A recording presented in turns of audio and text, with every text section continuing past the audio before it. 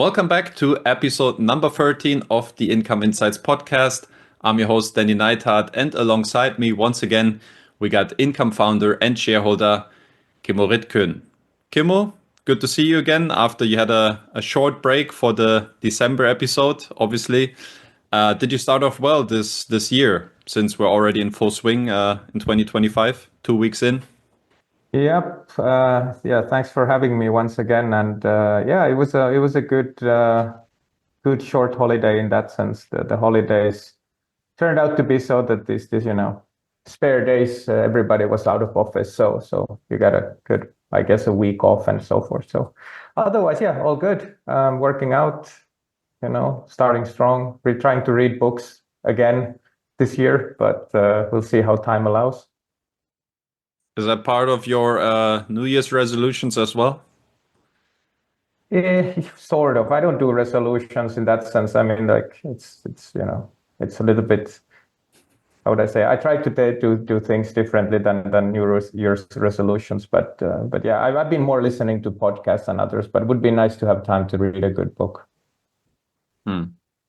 Podcast is an interesting topic. I think it's maybe I think it was the very first episode where I asked you about your preferences, listening also to other podcasts. Did anything change in the meantime? I remember, I think Joe Rogan was among them, and something AI related maybe. What's your listening habits Correct. these days? Yeah, there's a good one. I'm more now. Well, I mean, those, of course, I'm really interested in those topics overall in terms of AI and blockchain and the future of finance and future tech overall. But also now lately I've been listening to there's a good guy called Dr. Peter Attia. He has a podcast called The Drive, so it's more like health related and perhaps for older men. But as our new investors are as we saw are around 40 plus, so then maybe it's relevant for them as well. So go check it out. It's a good podcast about health and all kinds of things, longevity, working out, whatever there may be. Maybe one of the small memories that I have from last year's New Year episode. You said a little target of yours was that your son is not surpassing you in the weightlifting aspect in the gym. Did this happen in 2024?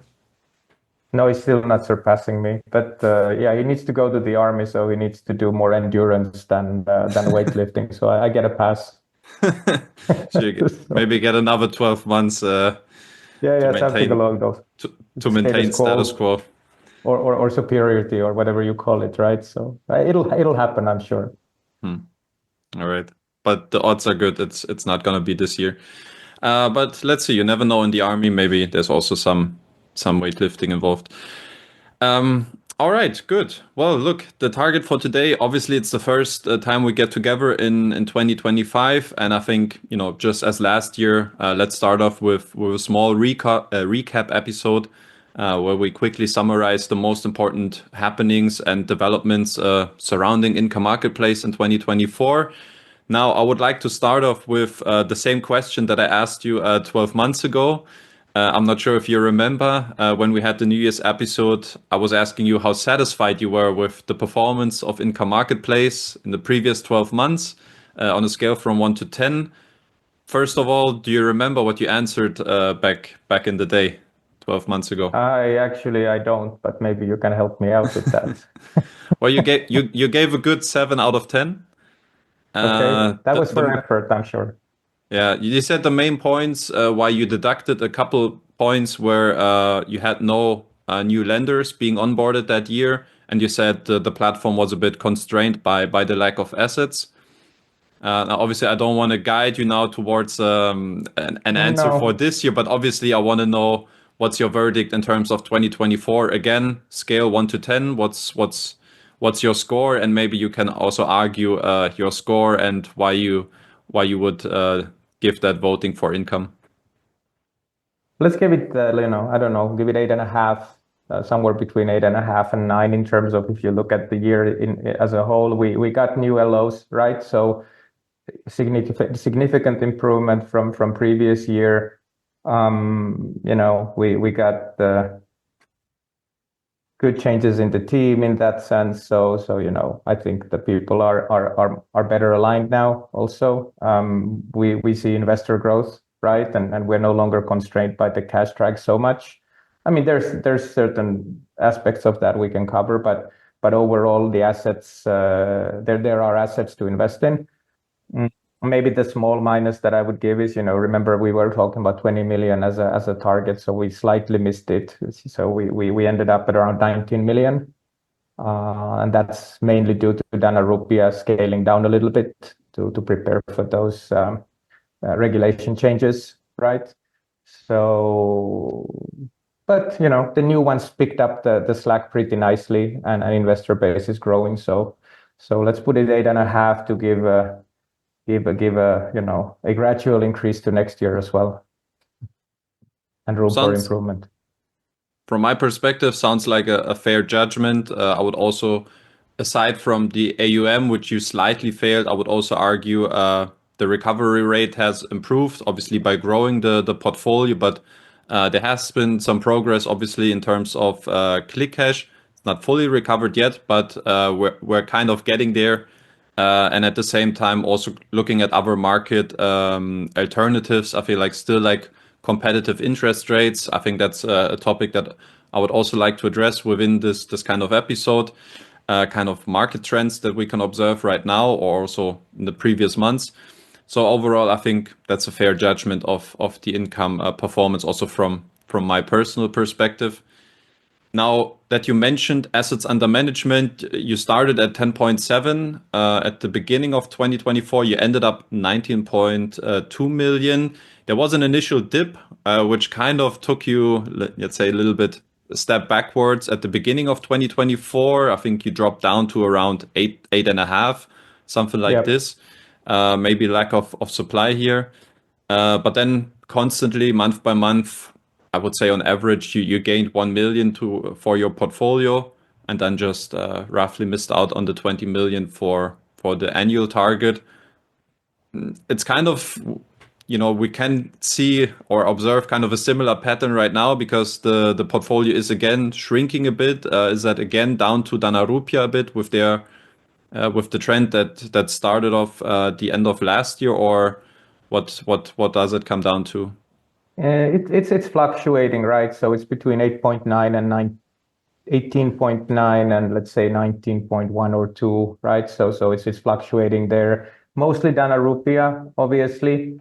And they had, there was some indication of new regulation in Indonesia, which has now actually been passed forward in that sense that it didn't happen. It was supposed to start from the start of 25.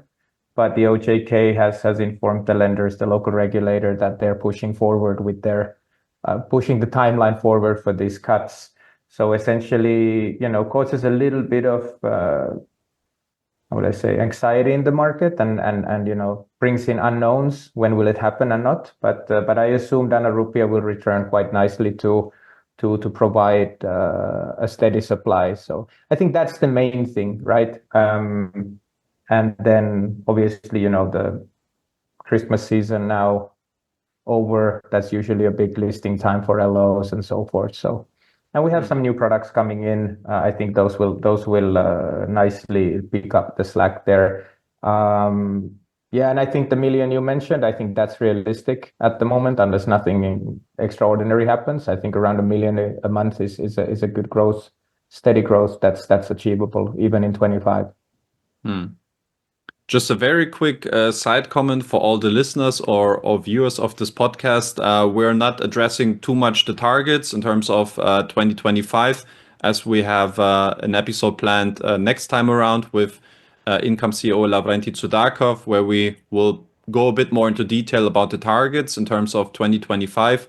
So it can't be like, we can't exclude obviously like some kind of estimations or some forecasts for 2025, but we try to stick to 2024 only this time around. So that's just to give a little bit of context. Maybe just to jump in 1 second on the Danarupiah topic, just really one question.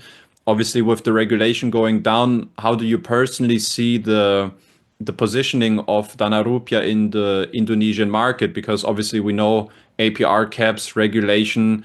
It's mostly, not pleasant for any player involved, but it mostly eats more like the small fish, whereas the bigger ones kind of maintain their position and, with a bigger market share and even the smaller margin can maintain a good stable position.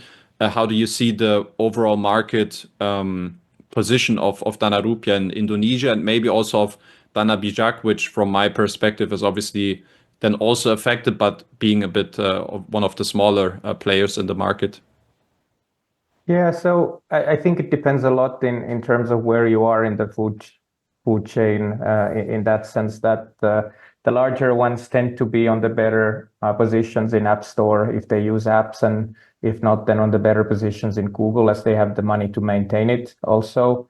So that really depends where you are situated, meaning the inflow of your customers, right? So the bigger ones tend to get the better customers, the kind of the resort, the lender of first resort in the subprime segment.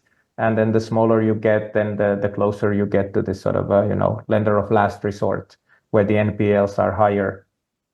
So in terms of Danarupiah, I mean, we've looked at their portfolio throughout the years, and they seem to be doing a good job in that sense. We'll need to look at them again in 25. But overall, I think they're well positioned. And then if we look at Dana Bijak, they've more gone into servicing return customers, right? So the book doesn't grow much, but it's profitable from what we hear and see. Yeah, I mean, so I wouldn't expect too much growth from them, but for Danarupiah, for them to grow, I would assume that'll happen still during this year.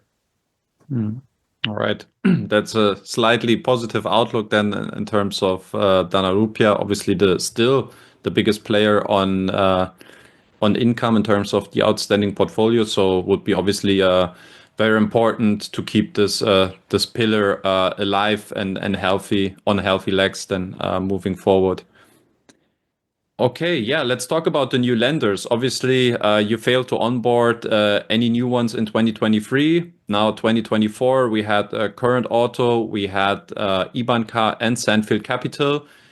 In general, how satisfied are you with the onboarding of those new lenders? And do you think, like, in terms of volume, but also the number of new lenders that you onboarded now, is that kind of like you achieved your target that you set from the get-go of 2024?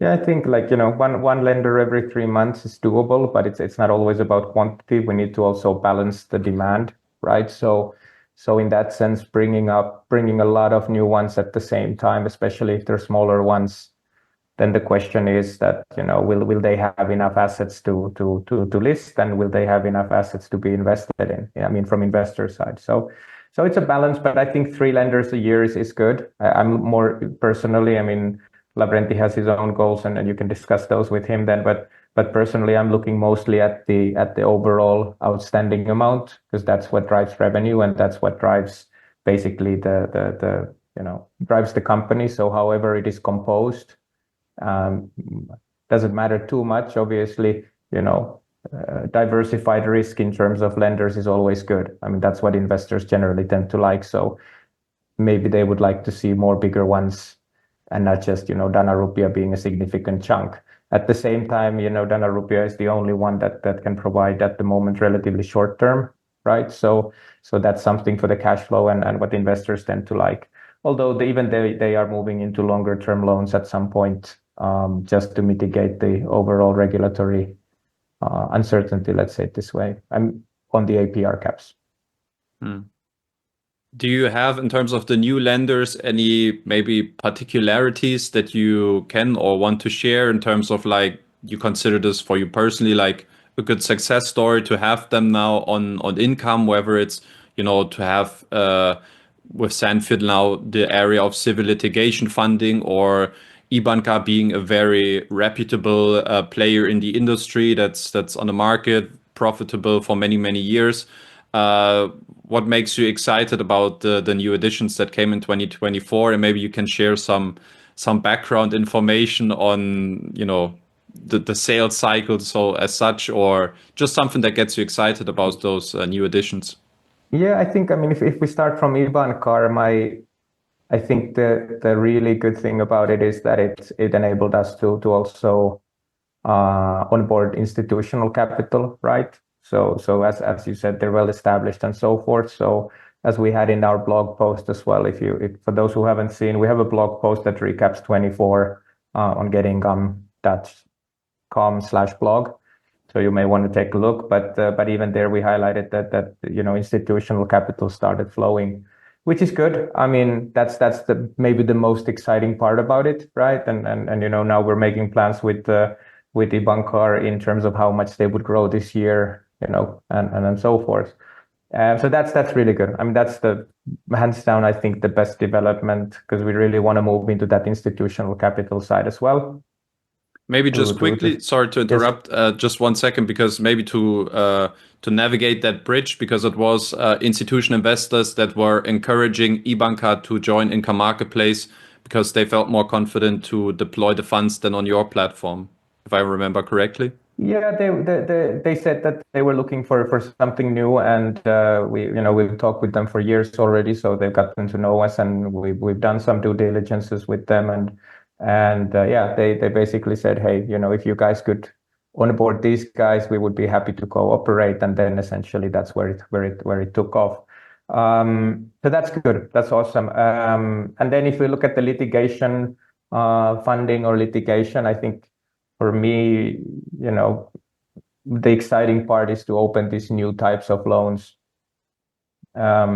Litigation lending had some bad reputation on Mintos, but that was mainly due to COVID and the delays in courts, right? So we got some investor questions regarding that as well. Like, how do you see litigation lending? So I'd say, yeah, COVID was extraordinary times, and we don't see that kind of a risk there. But anyway, to open up a new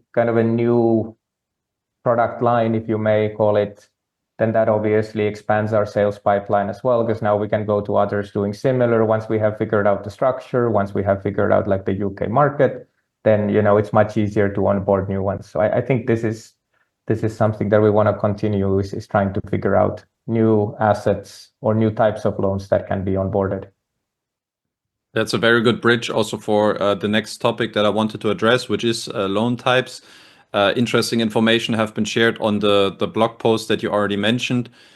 Just to give a quick breakdown, what kind of loan types have been listed and also invested in on income last year.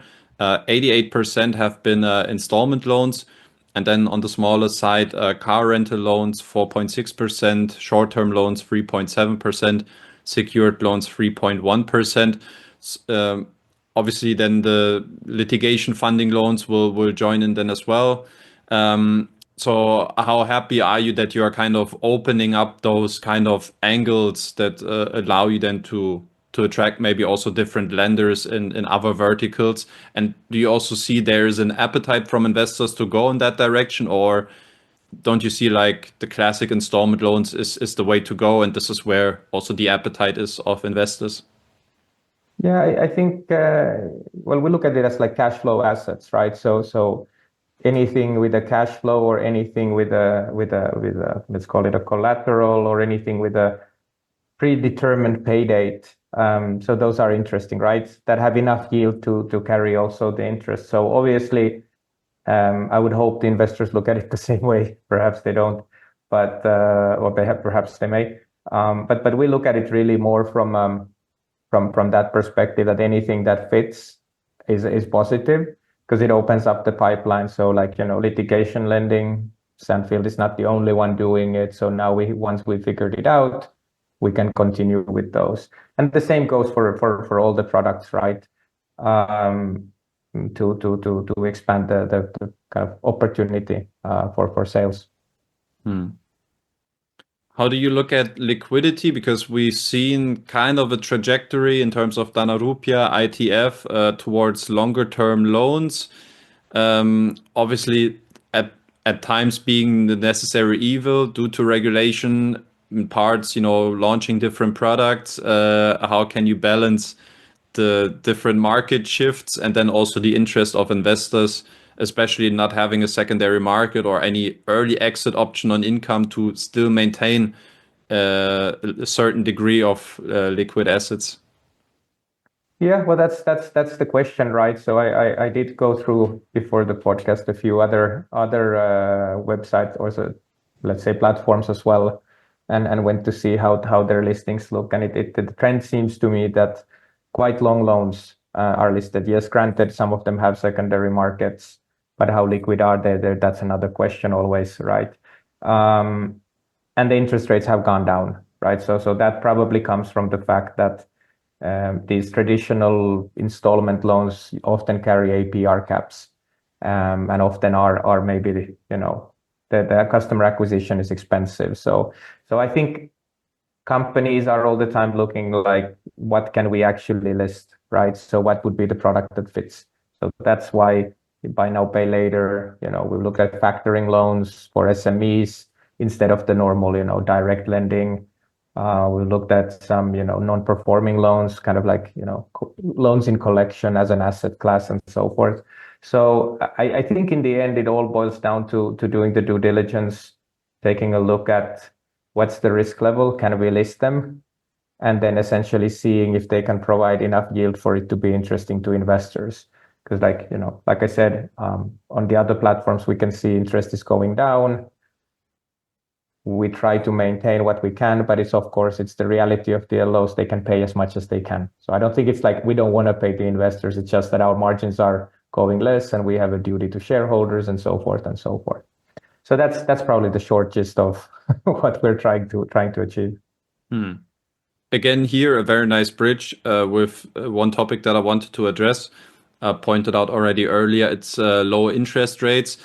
Now, interestingly enough, in terms of the statistics that you shared on the blog post that we refer to now already twice, the 13.66% average interest rate which you had last year meant a slight decrease compared to the previous year, 2023. Obviously lower, but I would say still in a very competitive range. But overall, maybe to address this kind of tendency that we see in the market now, lower interest rates. I mean, we spoke about it a few times in the past, but maybe you, at this time around, what would you say is the reason behind? Can you share your perspective on that, on why it seems like across the board interest rates are going down?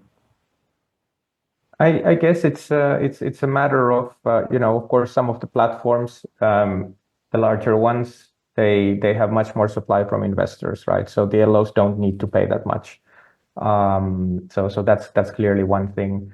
The other one is obviously that on some platforms that deal with related party loan originators, then obviously they probably make the profit combined with the first thing. They make the profit from the lending side, so it's in their incentive to push them down.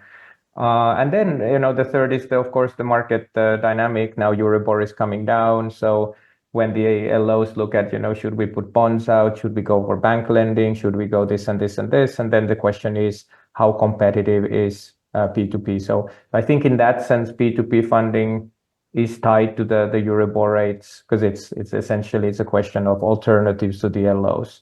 So for them to keep the P2P side active, then they need to come down. Well, inflation has taken overhead costs up, and there needs to be a profit in there. So there's a lot of things, but I think it's just the cycle we are now in. We saw quite high rates, let's say a year ago, from very reputable lenders, even on Mintos, like very high rates from some of my favorites. And essentially, now we look at it, they were at 15 and now they're at 9, right? And this is in the span of 1 year. So I think it's just the market cycle. Again, we're now in a cycle of reducing rates, more liquidity on the market, whereas a year ago we were in a tighter spot. Obviously, we didn't want to make any forecasts, but maybe just quickly, what's the trajectory according to your opinion by the end of this year?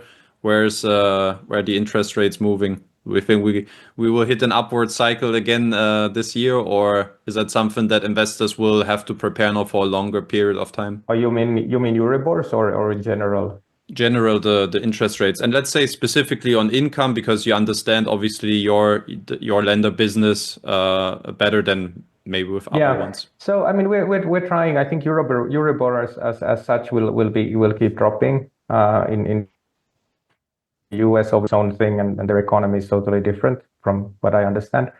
But on income specifically, I mean, we try to retain the rates that we have currently, and that's something obviously that we discuss with the LOs also actively.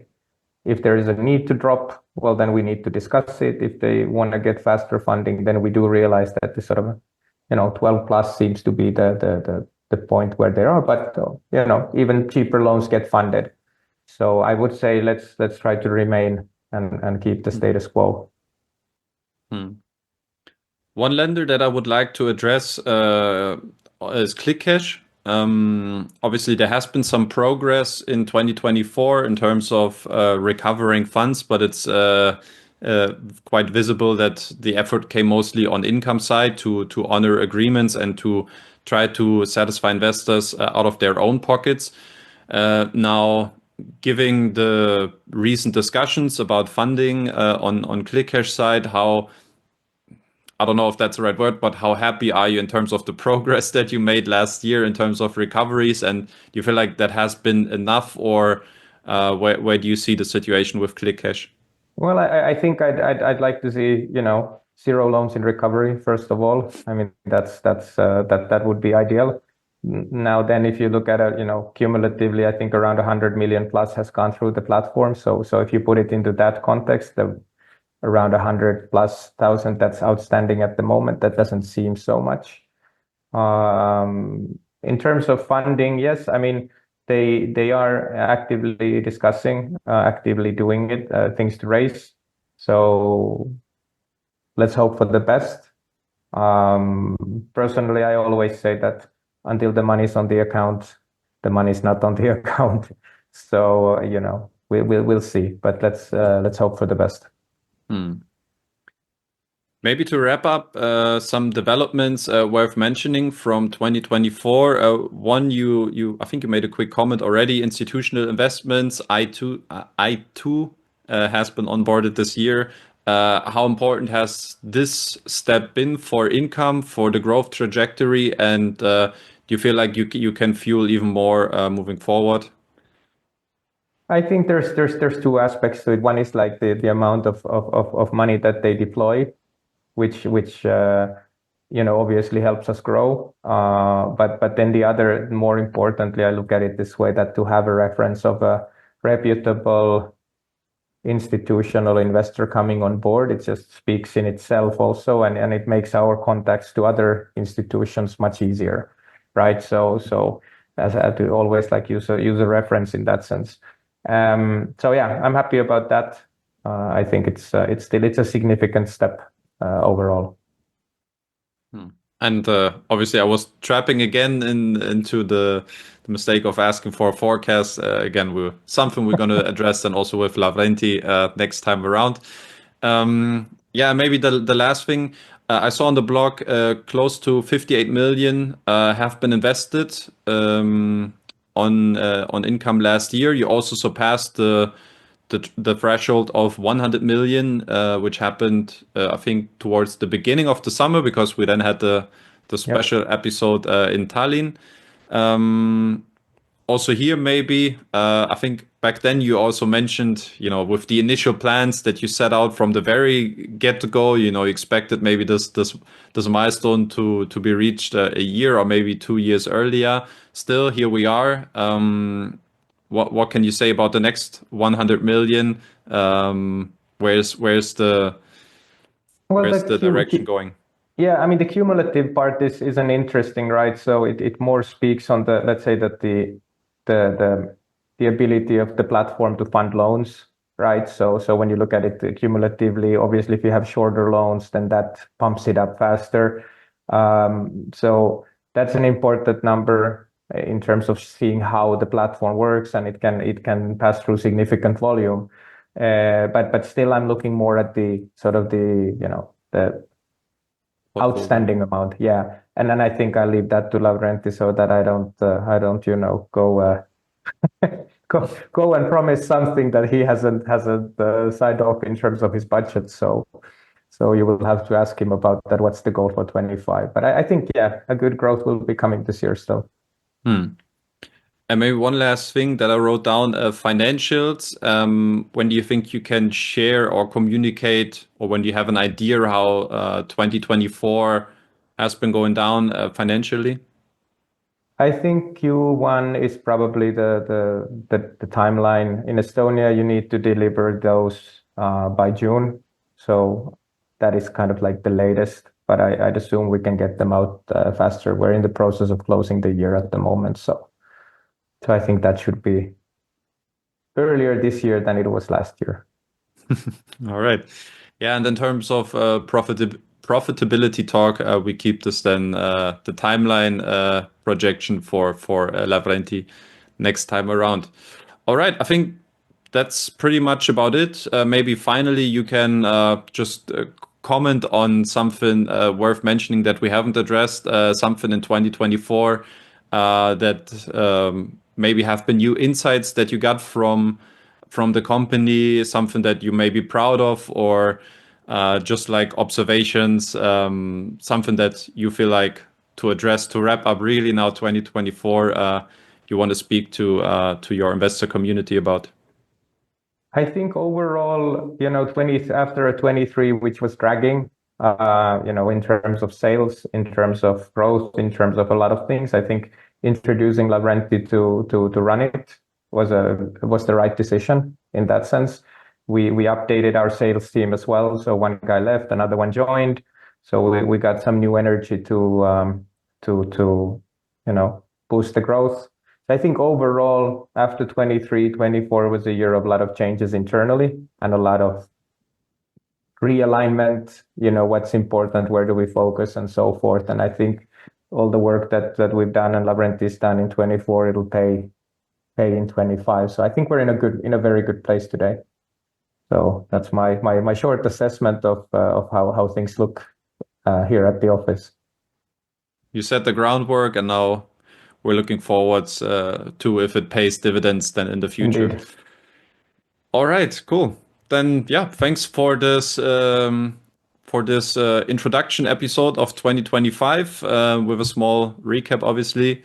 Thanks for your time, Kimmo. Thanks for assessing the annual performance of income in the previous year.